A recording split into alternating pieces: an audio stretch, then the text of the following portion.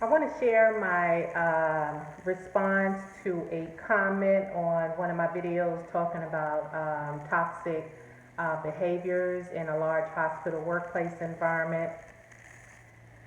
And he publicly gave his comments, so I'm going to share it with you and then I'm going to respond to it. He writes, "This is true. Know your employees and don't be assholes. I still get negativity from the union. Uh, from the union representative when reporting something about management. I'm so tired of the fucking VA.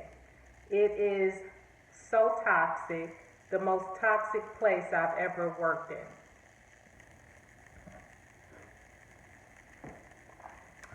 So I wrote down some things here. I took some notes and I wrote some things down.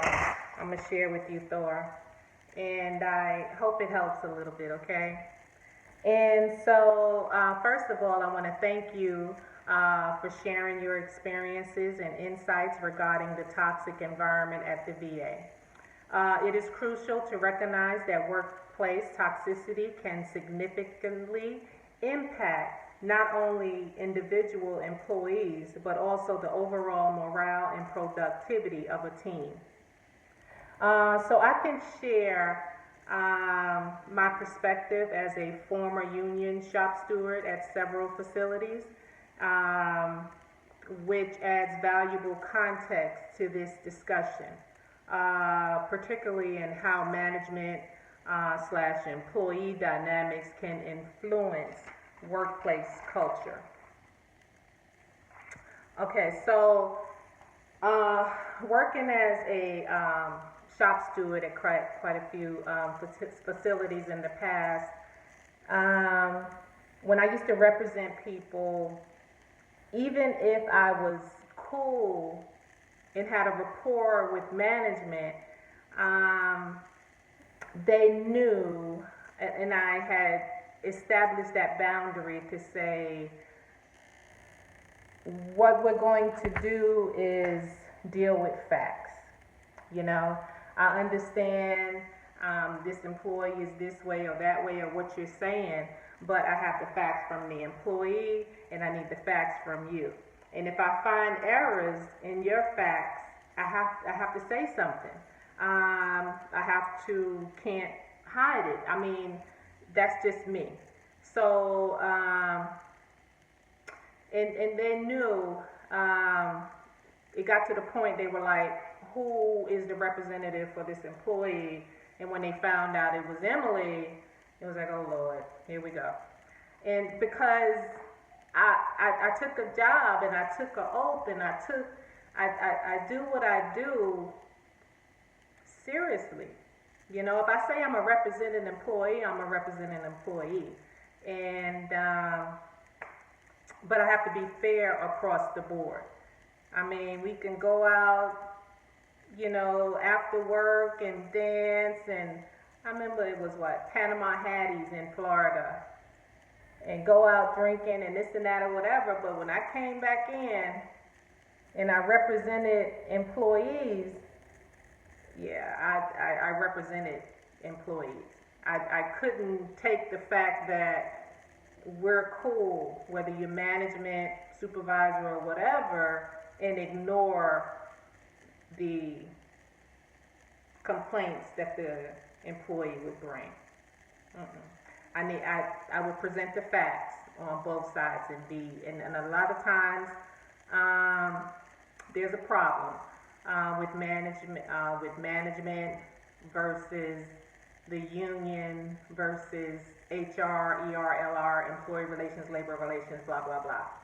So let me finish reading some of the notes. That's just a little bit of my background. That's just me as a person. You know, we're all different. And it depends on who you get as your union rep. You know what I'm saying? So, understanding workplace toxicity a tiny bit more. Toxic workplaces are characterized by negative behaviors such as bullying, lack of support, and poor communication. and an absence of trust amongst colleagues. So, environments like hospitals where teamwork is essential for patient care, these toxic behaviors can have dire consequences. The fact that you continue to experience this negativity from union representatives when reporting issues indicates a systemic problem that needs addressing. So, the role of a union rep, and I explained a little bit about my past and my role. A union shop steward role is pivotal in advocating for employees' rights and encouraging their voices are heard. It's commendable to set clear boundaries with management and emphasize the importance of facts in discussions about employees' concerns. This approach not only protects employees but also fosters a culture of accountability within management. So, however, it's disheartening to hear that even with your efforts, there remains resistance from both management and union representatives. This situation highlights a common challenge in many organizations where there is a disconnect between management's expectations and the realities faced by employees. So, to build trust and communication in order to combat toxicity affecting effectively, to try to build that trust, the regular meetings that is scheduled and held, if they have open discussions without shutting you down or dismissing your concerns or somehow indirectly putting fear into you in order to not, for you to not have your voice, with someone that is well versed and trained in conflict resolution. That's the first step.